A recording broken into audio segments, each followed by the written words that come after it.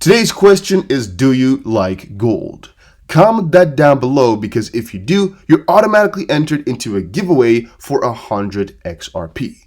Because yes guys, if we hit 900 likes within 24 hours, we're giving away 100 XRP. And you can be part of that just by pressing the like button, just by being subscribed with the notification bell on, and by just commenting something down below. So make sure you go ahead and do that. Having said that though guys, I've been looking into gold for such a long while, and I think a lot of you guys know it. I've been looking at the price, I've been looking at what it's going to be doing, I'm looking at it at like the rate of adoption. I've been looking at the possibilities for another gold standard and things like that. And I just saw something on Twitter which made me think about it once more, and I wanted to share it with you guys. Great Gatsby, or Bamboo XRP, just posted this on Twitter. Alright, so be prepared a little bit. If the US dollar became backed by gold and then collateralized coins issued on the XRP ledger, as DS has discussed, does that not make gold indirectly tied to XRP? Obviously, price would rise due to the functionality, collateralization, not necessary gold, being directly tied to XRP. Also, you would need enough XRP at a value to be redeemable in collateralized coins, and that's my understanding of the functionality of the collateralized coins issued on the network. This is how I could see XRP involved with gold and the US dollar. Now you might ask, well, why not just issue gold coin and send that? Well, two reasons. XRP is native to the XRP ledger as the best performing asset.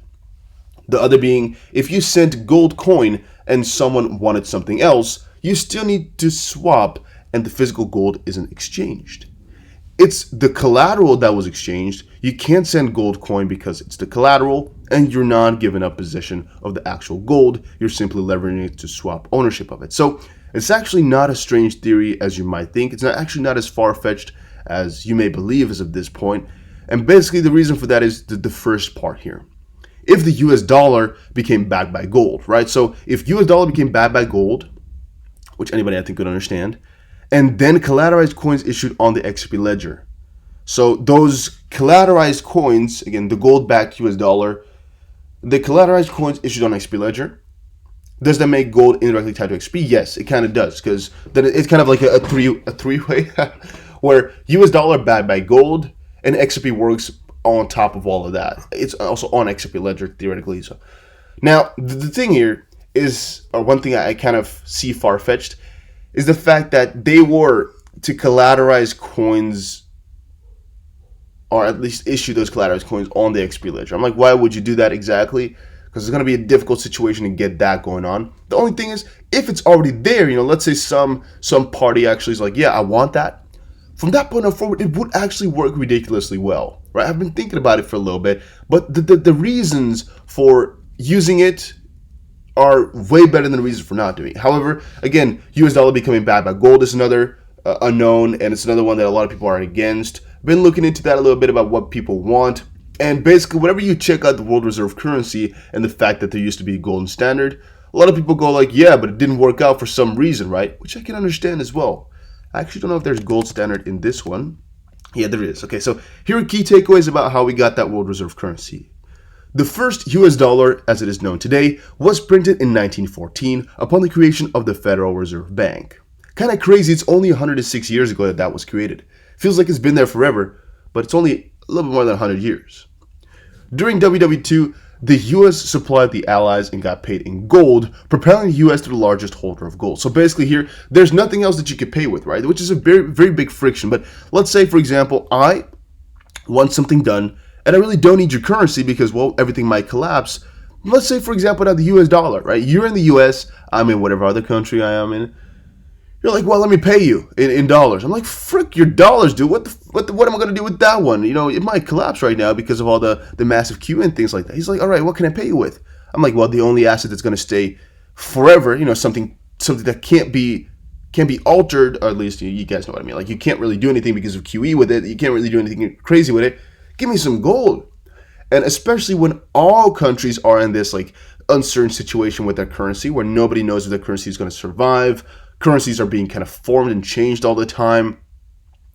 Gold is one of the only things that really stands its ground, sort of.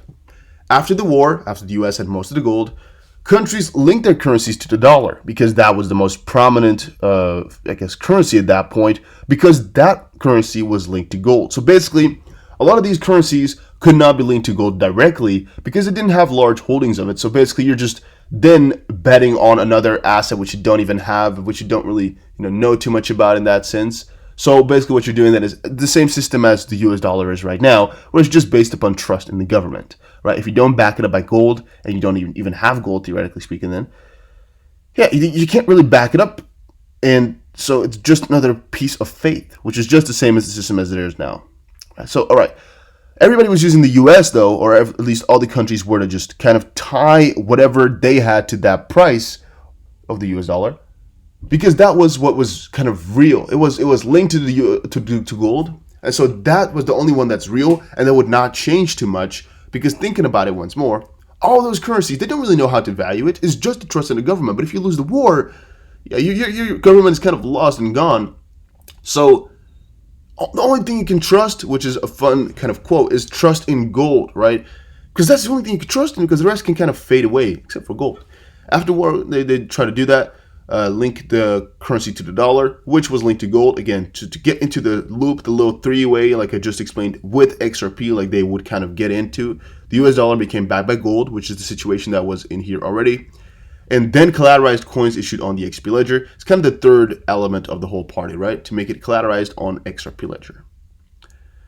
Moving further though, the gold standard ended, but the dollar's reserve status remained. That's a little bit later. And today, more than 61% of all foreign bank reserves are denominated in US dollars, and nearly 40% of the world's debt is in dollars, which again, could have been in terms of gold once more, but it's not anymore. And the main reason for that is just, I believe, the fact that they would prefer to have things tied to their government because it gives more power, more control, right? QE is a lot more difficult, a lot stranger if you're backed up by gold than just backed up by faith in government and just a trusting system. Because right now, there are no real consequences for it whatsoever. If everything is tied to gold, all currencies are tied to each other, and you're doing that, it becomes a very, very different situation. Because now thinking about it, the US doing this massive QE has way bigger consequences than any other currency doing it because it's the world reserve currency. So if it were to become really, really cheap, and by the way, here you can see once more which currencies were when and what kind of events during transition process happened. The fun thing I'm thinking about here is that the USA will have CV, you guys know the situation that's going on right now, as kind of the events during the transition process of the US switching over.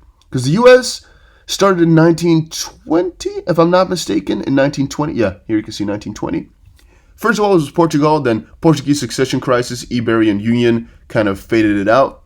Then it was the Spain, in which came Dutch occupation, Catalan revolt, followed the Iberian Union, 30 Years' War. Then came the Netherlands, hey, turn up, for about 80 years.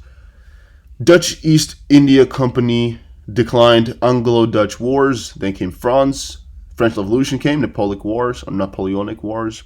Then Britain, Great Depression, WW2 came in, and then the US, most likely going to be like the CV crisis, pandemic, that could change it all, because it's been 100 years, right? And if you look at these numbers, if you add them up for yourself for a split second, you can do it here while we're recording actually. 80 plus 110 plus 80 plus 95 plus 105 is divided by 1, 2, 3, 4, 5. Bam, we get to 94 years. Right now, the USA has already had the world reserve currency for 100 years exactly, and thus they're above average. They're even, let's see, 80, 80, 95. Yeah, they're even above median as well. So I'm going to say right now, it's not even that crazy if they were to, just get rid of it now because of such a huge period. So again, keep that in the back of your head. And then the thing you could be talking about or thinking about is, could then switch back to a standard that is, upon gold, things like that. Well, the fact that gold is doing so successful right now, that it's so high and doing so great, it's so prospering, kind of makes the chances smaller. Because the more better gold is doing, the more big parties are buying it, the more control you're giving them, theoretically speaking, if everything is backed by gold. The more power you're giving them, which is not really what the US wants. It's not really what they are looking for or going for. And thus, it really happening is getting smaller and smaller and smaller. I'm also thinking about them not doing anything with gold at all, because of also like the space program that might get gold out of asteroids and things like that. and maybe just all build their CBDC, which is still their own currency, but still build the CBDC, and then connect everything with XRP. You know, every country their own CBDC, literally every country, except for maybe the European Union, which of course is together, and then link all of those up through XRP as the butter between the bread. Only problem I see is that you're not really changing anything with the system. You're just making everything online. But still, with all this gold, it's also a difficult situation, right? Because how are you going to make sure that nothing is being frauded upon since you got space mining now, right? At least the idea of space mining. And once that comes in, gold is not as valuable anymore, which would kind of mess up your whole system. And maybe they're also anticipated for that. Maybe they know about that as well, which it would not be strange. If I know about it, they most likely know about it too. And as I said before, they would also lose a lot of power in themselves because now you're trusting in gold, not in the government anymore. So yeah, guys, that was it about my idea here. Basically, to summarize it, I don't think a gold standard is coming back. If it were to happen, it would not even be that crazy if XRP were to be involved. It's really a solid theory. It's a solid, I guess, thought to have. I'm also thinking about a lot of CBDCs, central bank digital currencies, with XRP as the butter between the bread. That sounds like the most probable scenario in my head. XRP will soar eventually anyway. I mean, it lost its third position for a little bit. It might lose it again. It could definitely happen. However, eventually it will get back to the second position in a very soon proximity here or whatever. Then a couple other things I saw. First of all, here from Mr. G XRP 007, he said, boom, Yellow Rose XRP Phoenix, inaugural crypto, and XRP Phoenix, then I guess having the same numbers. I don't know which one exactly he's looking for. Is there inaugural crypto? No. New currency, I guess, has the same simple number. And they all have the same numbers. Okay. End of the world, Skull and Bones. They all have the same number, which is gematria if you like it. I just thought I might share it with you. And the other one I had was who's ready for an IPO season? Because a lot of Silicon Valley are right now, I guess, getting ready for an IPO, especially just Airbnb, which really shocked everybody. They filed for IPO, at least a little bit secretly. But guys, that was it for this video. Hopefully you all enjoyed it. If you did, make sure you press the like button and subscribe. And I will definitely see you guys again in another crypto video. Take care and enjoy your weekend.